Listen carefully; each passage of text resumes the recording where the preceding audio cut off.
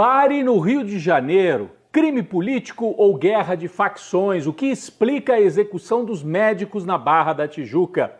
Crise entre os poderes. Congresso quer restringir as ações do STF. Tribunal que colocou limites ao golpismo bolsonarista. O debate das privatizações. Greve em São Paulo expõe o projeto do governador Tarcísio, que quer vender tudo: trens, metrô, serviço de águas. E os 35 anos da Constituição Cidadã de 1988. Eu sou o Rodrigo Viana e esse é o Tempero da Notícia que está começando agora.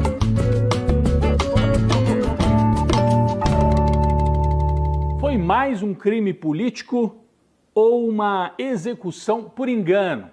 Por engano com muitas aspas, né? De qualquer maneira, um crime bárbaro na Barra da Tijuca, num quiosque em frente à praia. Um dos pontos nobres da orla do Rio de Janeiro, um ponto muito procurado por turistas, visitantes e também pelo povo do Rio de Janeiro.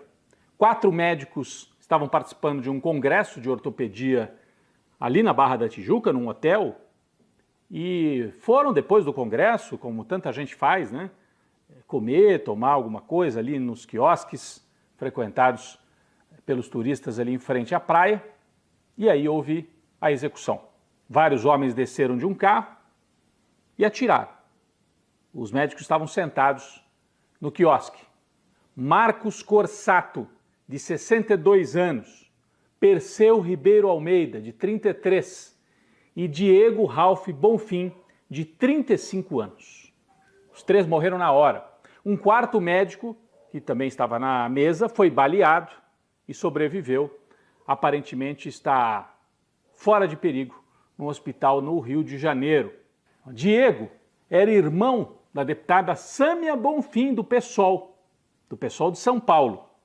Sâmia, casada com Glauber Braga, deputado do PSOL do Rio de Janeiro. Então, a execução, num primeiro momento, pessoas associaram a execução dos médicos a esse fato. Bom, mataram como uma retaliação, como um aviso, uma vingança contra a deputada Sâmia, e aí o irmão dela acabou sendo assassinado. Será que foi isso? Bom, rapidamente, o ministro da Justiça, Flávio Dino, colocou a Polícia Federal à disposição, notas oficiais lamentando, claro, a execução bárbara ali no Rio de Janeiro. Lembrando que a Sâmia vinha sofrendo várias ameaças. A gente já lembrou aqui no programa, ela foi a voz principal na CPI do MST, que foi aberta por latifundiários, por extremistas de direita para tentar intimidar o MST. A Sâmia foi muito firme ali na resistência durante a comissão, que terminou em fracasso, porque não tinha o que dizer, sem relatório, e aí foi a Sâmia, a principal parlamentar, a falar, né, em nome do movimento e dos que defendem a reforma agrária.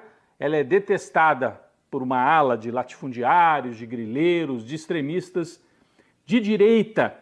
Então essa hipótese de um crime político, novamente, né, relembrando o episódio da Marielle, foi rapidamente essa hipótese foi trazida à tona, né?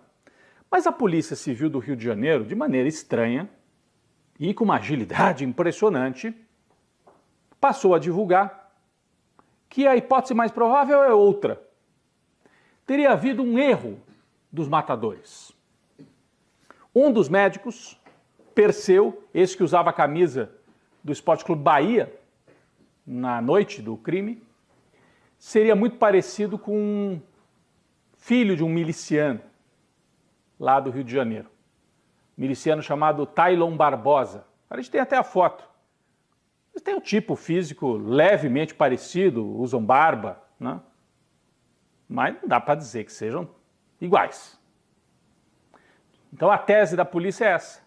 Os matadores, por causa de uma guerra entre facções lá no Rio de Janeiro, acharam que era o filho do miliciano e foram para cima e mataram por engano os 3 médicos de São Paulo. É preciso muita cautela, né? Porque vamos lembrar uma coisa, no caso da Marielle, quantos meses a polícia do Rio levou para descobrir os executores, os matadores?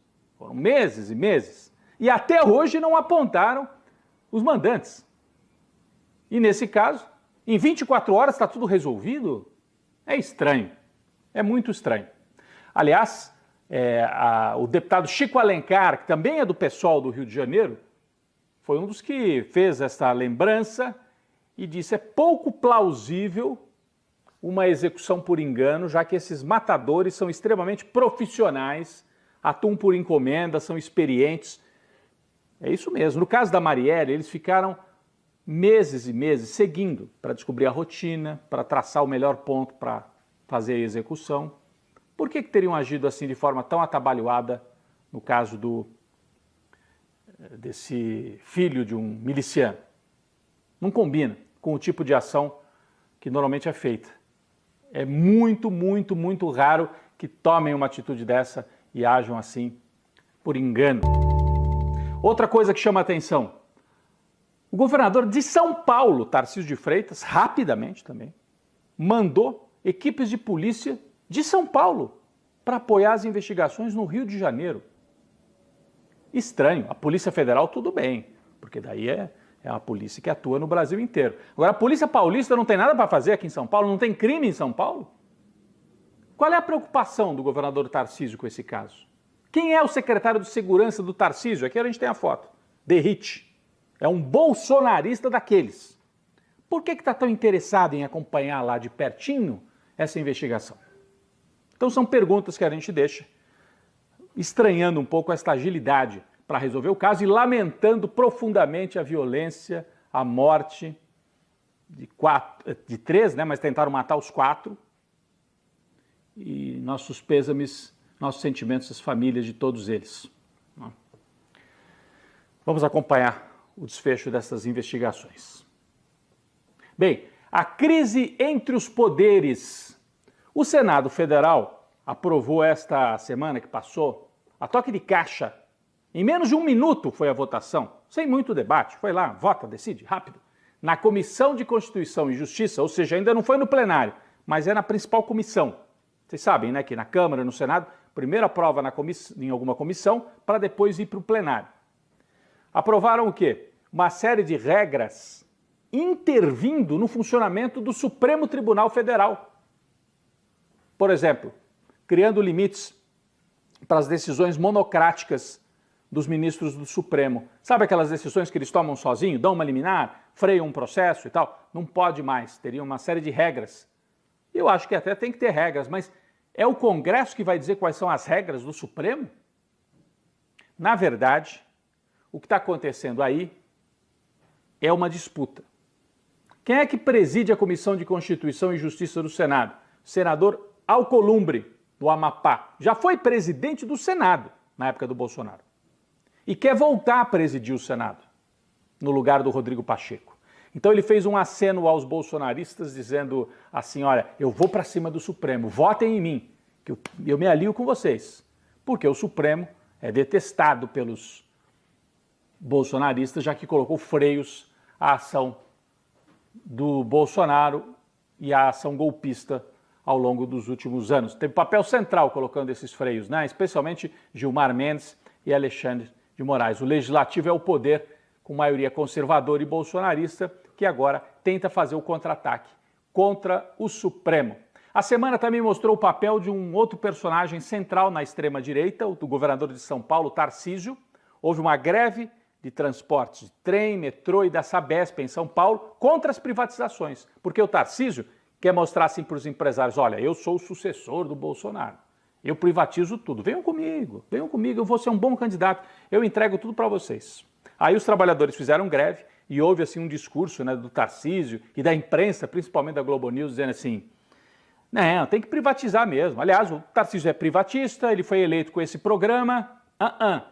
Não estava no programa dele privatizar a Sabesp, privatizar os trens, privatizar o metrô. E o Tarcísio, durante a greve, tentou jogar a população contra os grevistas, contra os sindicatos, né, dizendo: tá vendo? Pararam aí as linhas que estão privatizadas, essas funcionam bem. Por isso que precisa privatizar tudo. E deu um azar danado, porque daí no dia da greve, a linha privatizada de trem que ele tinha exaltado teve problemas, parou de funcionar, depois no outro dia caiu o teto numa estação, então mostrando que a privatização não é a solução, e no caso de transporte, nenhuma grande cidade do mundo tem transporte privatizado, não deu certo. o Tarcísio perdeu esta batalha ideológica com os setores que foram para a greve.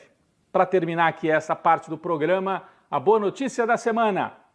Ailton Krenak, liderança indígena, foi eleito para a Academia Brasileira de Letras. É a primeira vez que um indígena, um escritor, um intelectual indígena, ocupa uma cadeira e vira imortal na ABL. Ele tem vários livros importantes, entre eles Ideias para Adiar o Fim do Mundo e A Vida Não é Útil. São alguns dos livros do Ailton Krenak, parabéns a ele, Academia Brasileira de Letras. Então agora abre espaço pela primeira vez para um escritor de origem indígena.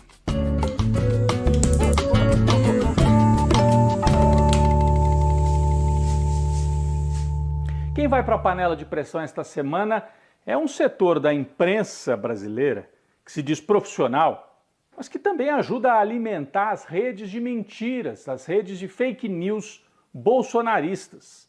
Foi um caso exemplar ocorrido na semana que passou. Tudo começa com esta manchete aqui do jornal O Estado de São Paulo. Uma manchete só para assinantes. Então 90%, 95% leram realmente só o título, não conseguiam entrar na reportagem, na matéria. Dava a entender que o presidente Lula tinha interferido diretamente para emprestar dinheiro para a Argentina e assim impedir o candidato de oposição, o extremista de direita Javier Milei, que está lá disputando a eleição na Argentina. Só que quando você vai ler a matéria, não é nada disso. Na verdade, trata-se de um empréstimo aprovado pela CAF, que é uma espécie de cooperativa ou banco de fomento da América Latina. O Brasil é só um de 21 votos. E a decisão do empréstimo foi tomada por 20 dos 21 votantes, incluindo o Brasil.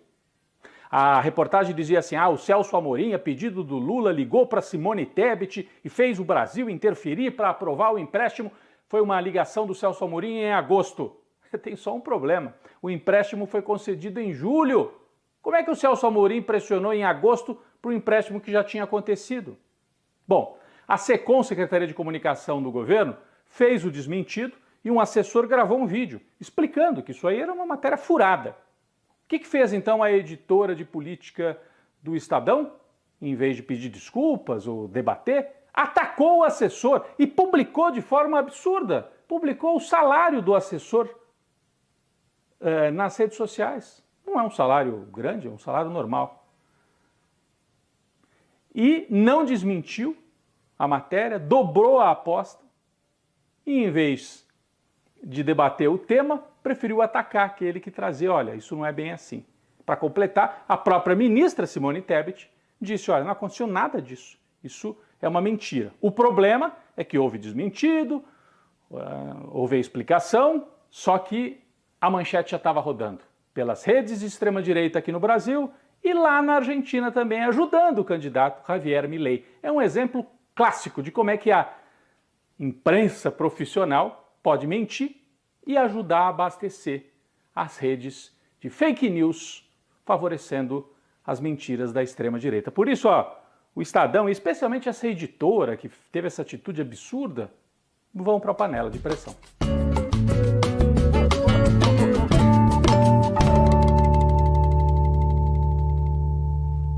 Um cafezinho especial para todos aqueles que participaram, lutaram, para que a gente tivesse uma Constituição democrática em 1988, a Constituição Cidadã, está fazendo 35 anos agora no mês de outubro. Foi a primeira vez que um texto constitucional no Brasil foi aprovado com participação popular intensa. Antes, houve lá a Constituição na época do Império, né? De cima para baixo, constituições de períodos autoritários, em outros períodos da República, sem grande participação. Em 1946, uma Constituição também democrática, mas não com a mesma efervescência que aconteceu em 87, 88, os debates, né? Várias emendas populares, propostas populares que foram incorporadas à Constituição. E tudo isso, né, acabou resultando num texto democrático avançado, inclusive uma surpresa, porque havia muitos deputados conservadores ali. O Centrão surge durante Assembleia Constituinte. Era direitona, na verdade. E aí os setores mais progressistas, PT, PDT, o MDB antigo, né, do Covas, do Ulisses, se mobilizou e conseguiu aprovar uma carta constitucional bastante avançada e que teve um papel importante para a gente nos últimos anos. A simbologia toda, né, fica no discurso de Ulisses Guimarães no dia da promulgação. Vamos assistir um trecho. A nação nos mandou executar um serviço. Nós o fizemos com amor, aplicação e sem medo. A Constituição certamente não é perfeita. Ela própria o confessa ao admitir a reforma. Quanto a ela, discordar, sim.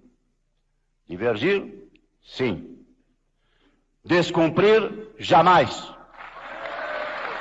Afrontá-la, nunca. Então, um cafezinho para a Constituição que serviu também nesses últimos anos como baliza, como norte para a resistência dos brasileiros no período autoritário. A Constituição serviu, por exemplo, para o Supremo Tribunal Federal dizer, não, daqui não se passa.